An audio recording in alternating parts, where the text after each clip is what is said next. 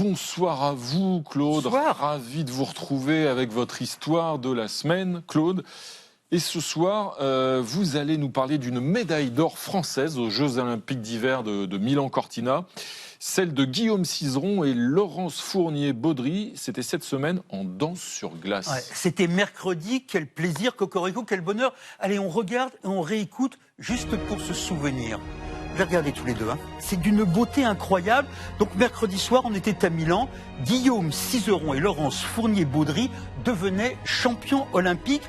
Eux qui n'avaient jamais dansé ensemble il y a encore un an. On parle pourtant d'un sport où la fusion doit se construire sur des années. Eux, en 11 mois, ils avaient construit une perfection. Premier exploit.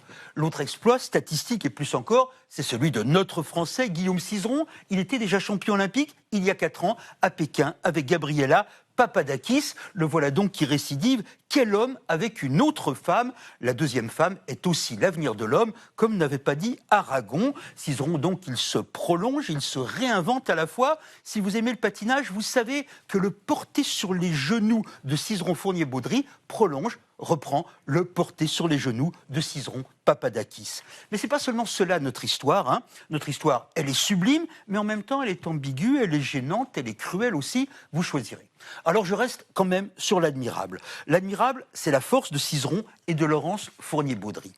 Elle, c'était une petite fille canadienne qui était passée de la gymnastique à la danse. Elle ne savait pas quoi faire de son physique trop athlétique. Et puis sur la glace, elle a trouvé, dit-elle, un monde intérieur dans lequel elle pouvait s'abriter, un monde où elle avance comme en apesanteur.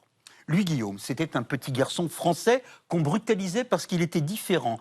Un jeune homme, un adolescent homosexuel qui était injurié à l'école. Il se cachait des autres, il ne savait pas quelle serait sa place dans le monde. Et puis il l'a trouvé sur la patinoire, il en a fait sa lumière et sa vérité. Et c'est en champion déjà accompli que Cizeron, il y a quelques années, avait fait son coming out avec des mots, vous les retrouverez, qui étaient rares, qui étaient des mots très justes. Bref. Je saute quelques années. Nous sommes début 2025. Guillaume et Laurence se retrouvent seuls, alors que dans leur sport, eh bien, il faut être un couple. À ce moment-là, ils auraient pu tout perdre et ils se sont trouvés. Sublime encore. Ok, mais attendez. Laurence, si elle était seule, c'est parce que son compagnon sur la glace et dans la vie, un Danois nommé Sorensen, avait été accusé d'agression sexuelle par une patineuse américaine.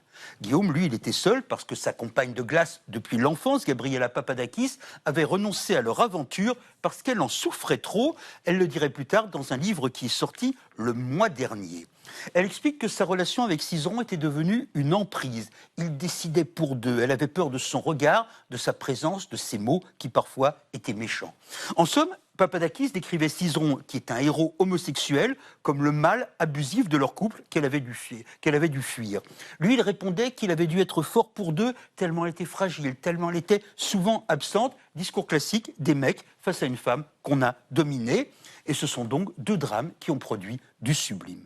Alors, qu'est-ce que vous voulez en penser? Est-ce qu'on peut séparer le génie farouche de Cizeron de ce qu'il aurait imposé à Papadakis? Est-ce qu'on peut séparer la force de Fournier-Baudry du soutien réitéré qu'elle apporte à son amoureux Sorensen, au contraire du principe féministe qui est « je vous crois ». Eh bien, on ne sait pas. Est-ce qu'ils sont des libérateurs, ou bien est-ce qu'ils sont un prédateur et une complice, ou bien est-ce qu'ils sont tout cela à la fois? Alors, Gabriela Papadakis devait commenter les Jeux Olympiques pour la chaîne de télévision américaine NBC, qui finalement a décidé qu'elle ne voulait pas d'elle. Peut-être que Gabriela aurait manqué de neutralité. Et mercredi soir, l'ancienne championne olympique n'a pas regardé son ancien compagnon Cizeron gagner sans elle. Elle l'a fait savoir d'un post sur Instagram. Déconnexion, cigarette, verre de vin, du bonheur. Dans sa vie d'après, qui est sa vie de maintenant, tandis que Cizeron sublime avec une nouvelle femme, Papadakis, elle est devenue tendrement queer. Elle veut déconstruire les codes de la danse sur glace. Vous savez, un homme et une femme, c'est l'homme qui porte, c'est l'homme qui domine. Oui, mais pourquoi?